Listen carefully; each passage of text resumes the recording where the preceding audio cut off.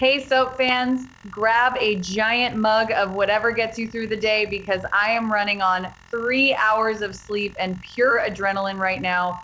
And honestly, my brain is just mush at this point. But I have to get this out. My editor is literally screaming at me to hit publish on this piece.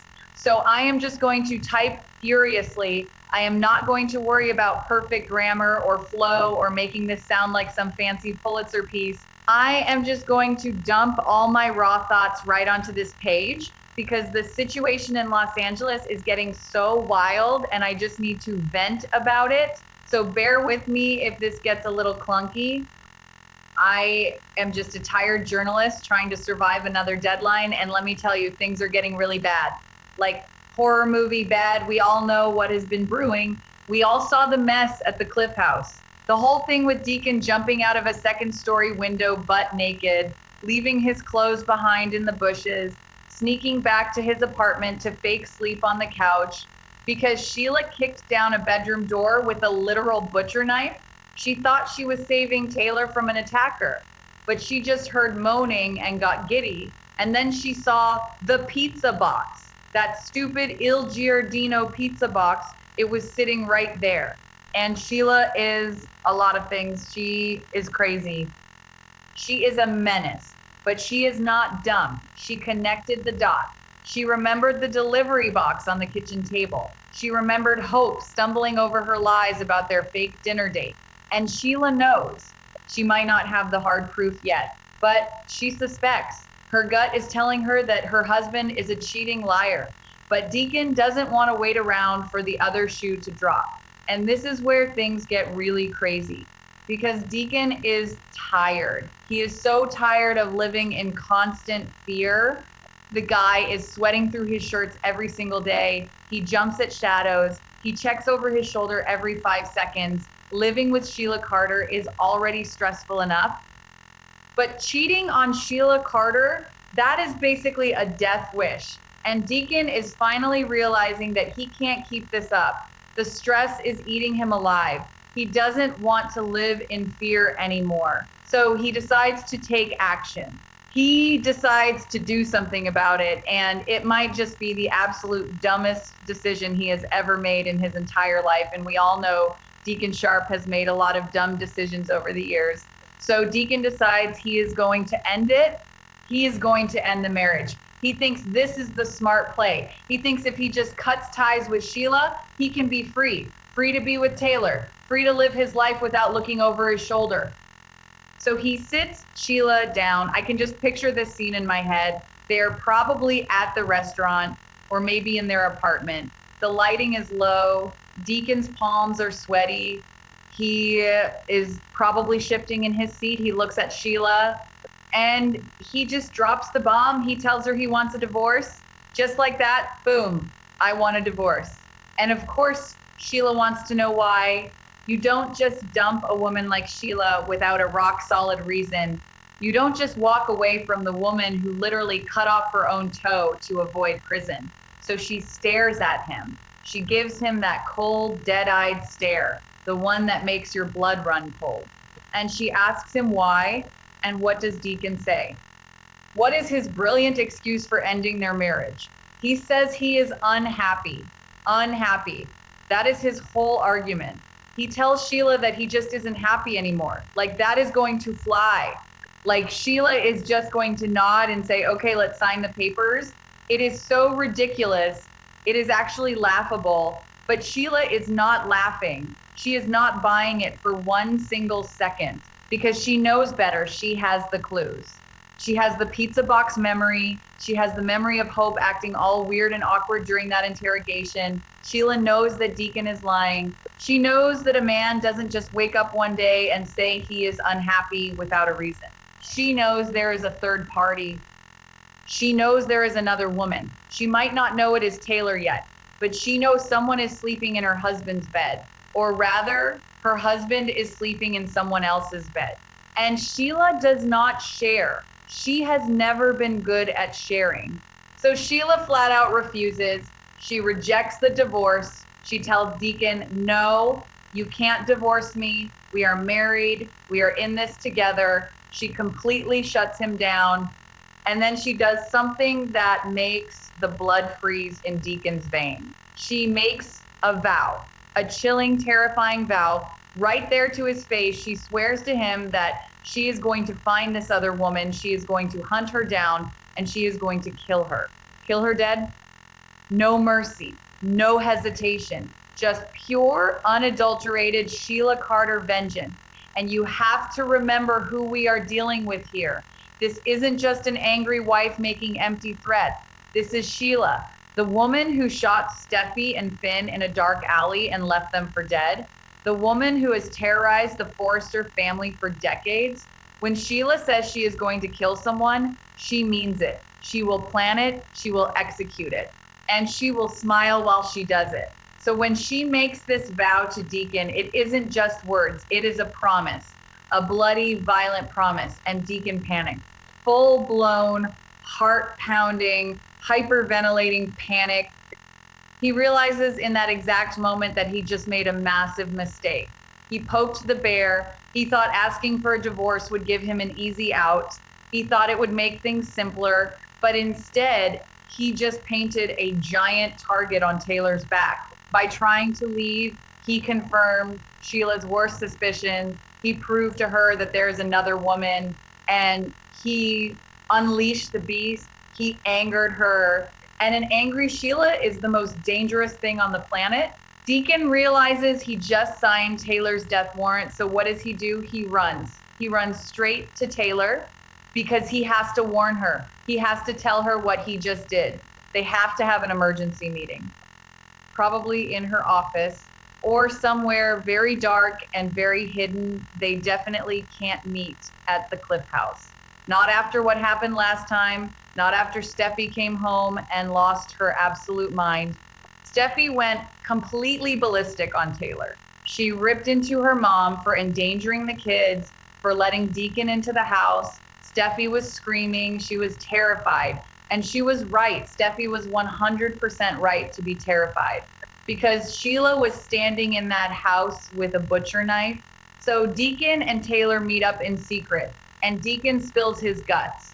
He tells Taylor everything. He tells her about the divorce talk. He tells her how he said he was unhappy. He tells her how Sheila refused to sign the papers. And then he tells her the worst part. He tells her about the death threat. He tells Taylor that Sheila vowed to find the other woman and kill her. And you can just imagine the color draining from Taylor's face. You can imagine the sheer terror washing over her. Because up until this point, Taylor has been living in a delusion. She has been floating in this weird romantic bubble. She actually told Steffi that they were safe. She insisted that Sheila didn't catch them. She wanted to keep having secret dates.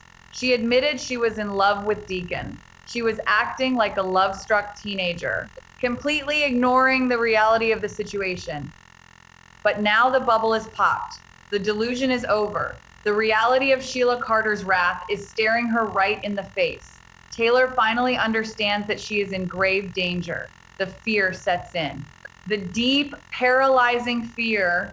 They have to come up with a plan. They have to do something because just sitting around in Los Angeles waiting for Sheila to figure it out is not an option. Sheila is already connecting the dots. She is already putting the puzzle pieces together. It is only a matter of time before she realizes that the mystery woman is Taylor. And when she does, she is going to show up with a lot more than just a butcher knife. So they need an escape route. They need a way to get Taylor out of the line of fire. And Taylor comes up with an idea. It is actually a pretty smart idea considering the circumstances. She decides she needs to leave LA for a while. She needs to get out of town. But she can't just pack her bags and run away in the middle of the night. That would look way too suspicious. That would raise all sorts of red flags. If Taylor suddenly vanishes, Sheila will know exactly why, and Steffi will panic even more. So it has to look natural. It has to look like a normal, everyday occurrence. So Taylor plans to fake a business trip, an international business trip. She is going to say she has to go abroad. She is a world-renowned psychiatrist after all. It makes perfect sense that she would be invited to speak at some global conference or attend a fancy medical seminar in Europe. She can pack her bags, book a flight, and leave town completely out in the open. It gives her a legitimate excuse to be gone. It gives her a cover story. She can escape Sheila's immediate wrath without tipping her off that they are running scared. And it gives Deacon time to figure out his next move, time to try and calm Sheila down, or maybe time to find a way to stop her permanently. Who knows? But the main goal right now is just to get Taylor out of the city, to put an ocean between her and a murderous Sheila Carter. So Taylor is going to start setting this up. She is going to start talking about this sudden opportunity abroad. She is going to start packing, but I have to wonder how Steffi is going to react to this, because Steffi is already on high alert. She is already terrified for her family's safety. She just begged Deacon to stop seeing her mother. She just yelled at Taylor for being reckless. And now suddenly Taylor is hopping on a plane to go overseas. Steffi is not stupid. She is going to smell a rat. She is going to know that the timing is way too convenient. Steffi is going to suspect that Taylor is running. And if Taylor is running, that means the threat is real. That means Sheila is close. This fake business trip might just send Steffi into a total tailspin. And what about Sheila? Is this really going to fool her? Sheila is a master manipulator. She is a predator. She can smell fear. When Taylor suddenly leaves the country, Sheila might just see right through it. She might look at the passenger manifest. She might track Taylor's credit cards. Sheila has ways of finding people. She hid out for months when everyone thought she was dead.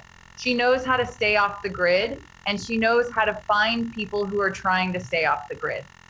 Faking a business trip might buy Taylor a little bit of time, but it is not a permanent solution. You can't run from Sheila forever. I am just typing so fast, my keyboard is shaking. Because this whole thing is so stressful, I feel like I am watching a train crash in slow motion. Deacon thought he was doing the right thing. He thought he was taking control of his life, but he just made everything infinitely worse.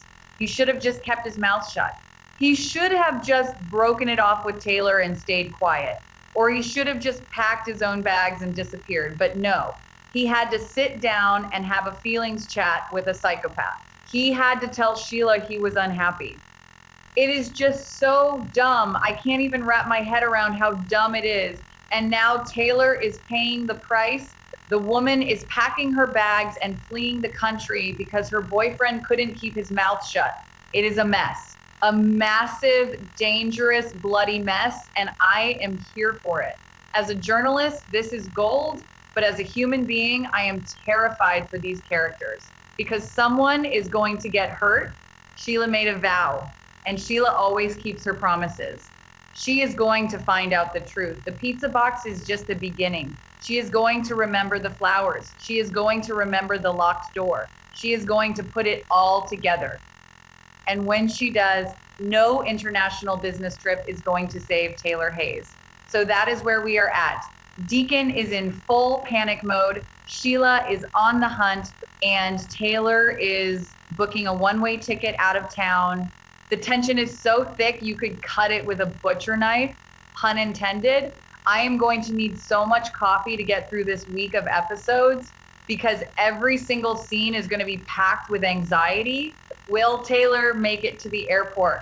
Will Sheila confront her before she can leave? Will Steffi figure out the real reason her mom is fleeing? There are so many questions, and my brain is just too fried to process all of them right now. But I promise I will keep updating you guys. I will keep typing out these raw, unfiltered rants as long as my editor keeps paying me, even though I am exhausted, even though my fingers hurt, because this is the kind of soap drama we live for. The stakes have never been higher. A literal death threat has been issued, and the clock is ticking. So keep your eyes glued to the screen because things are about to explode. And I will be right here, probably chugging an energy drink, ready to break it all down for you. Okay, I really need to go sleep now, or maybe just lay in the dark and stress about Deacon's terrible life choices. See ya. And honestly, I just can't stop thinking about the sheer audacity of Deacon Sharp. I mean, let's really break this down. The man is married to a woman who has a rap sheet longer than a CVS receipt. He knows exactly what she is capable of. He was the one hiding her in his tiny apartment when she was a fugitive. He saw her cut off her own toe. He knows she shot her own son. He knows she has zero impulse control when she feels betrayed. And yet he thought he could just sit across from her, sip a glass of water, and say, hey, honey, I'm just not feeling this anymore. I'm unhappy. Let's get a divorce. It is a level of delusion that is almost impressive. Almost, if it wasn't so deadly. And Sheila's reaction is just classic Sheila. The refusal is chilling. She didn't scream. She didn't throw a plate. She just looked at him with those dead, calculating eyes and said no. And then she laid out her plan. She is going to find the woman. She is going to kill her. It wasn't a threat shouted in the heat of an argument. It was a cold, calculated promise. That is what makes it so terrifying. When Sheila gets quiet, that is when you need to run.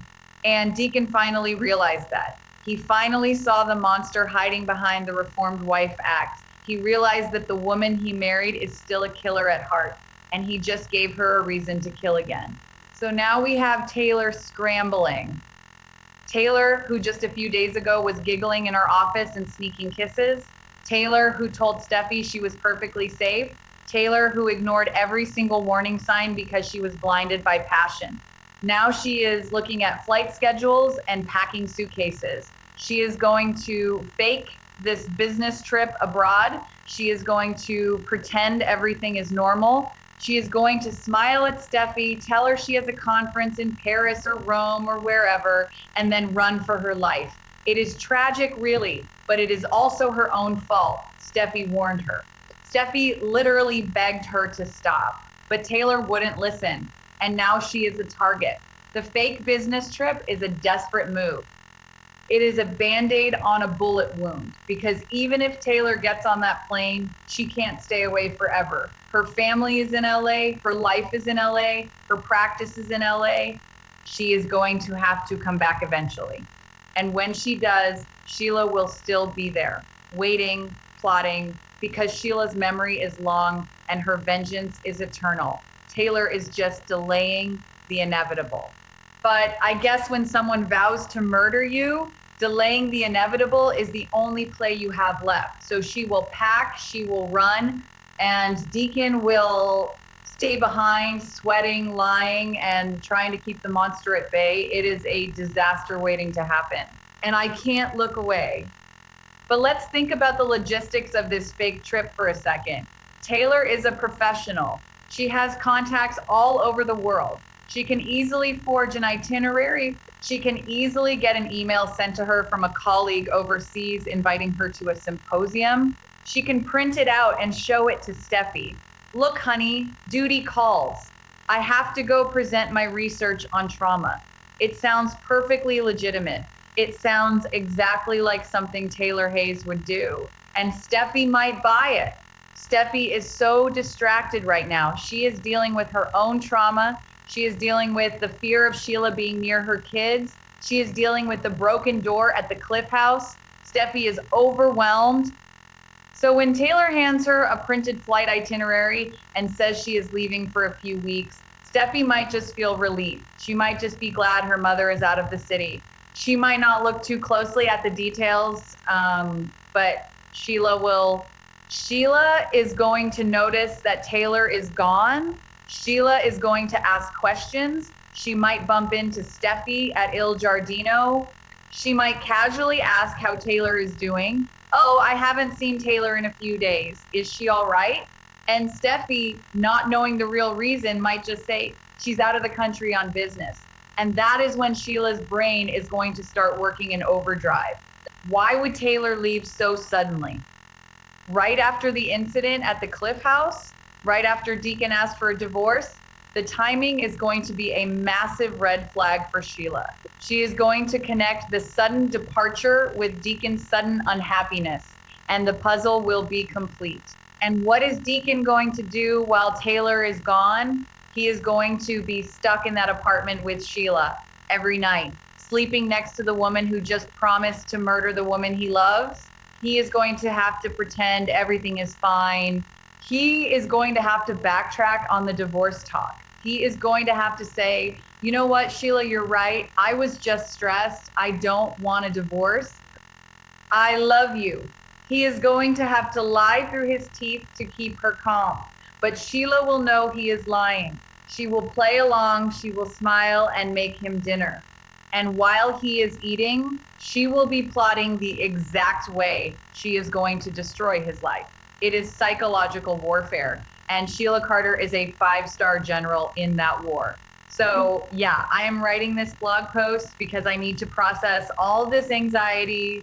The show is giving me an ulcer. The writers are just throwing everything at the wall and it is all sticking. The tension is incredible. The stakes are life and death. And I am just sitting here in my pajamas, typing on a sticky keyboard, drinking cold coffee, and screaming internally. Because this is the best and worst kind of television. You hate to see the characters make such stupid choices, but you love the drama it creates. Deacon poked the bear. Taylor is running from the bear, and the bear is just sharpening her claws. I don't know how this is going to end, but I know it is not going to end peacefully. There will be no quiet resolution here. There will be no mutual understanding. Someone is going to snap. Either Deacon is going to crack under the pressure and confess everything, or Sheila is going to figure it out and go on a rampage. And Taylor, sitting in some hotel room in Europe, pretending to be at a conference, is going to be waiting for the phone call that changes everything.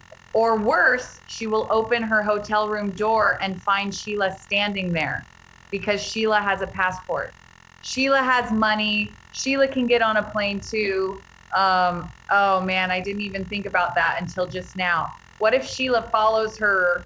What if the fake business trip just isolates Taylor in a foreign country where she has no protection? That is a terrifying thought. Okay, I really have to stop typing now. My fingers are cramping and my editor is going to fire me if I don't submit this, but you guys understand, right? You get why I am so worked up. This storyline is insane. Deacon asking for a divorce because he is unhappy is the joke of the century. Sheila vowing to kill the other woman is the nightmare of the century. And Taylor faking a business trip is just a desperate, tragic attempt to survive. It is all so chaotic, and I will be watching every single second of it. Stay strong, Soap fans. We are in for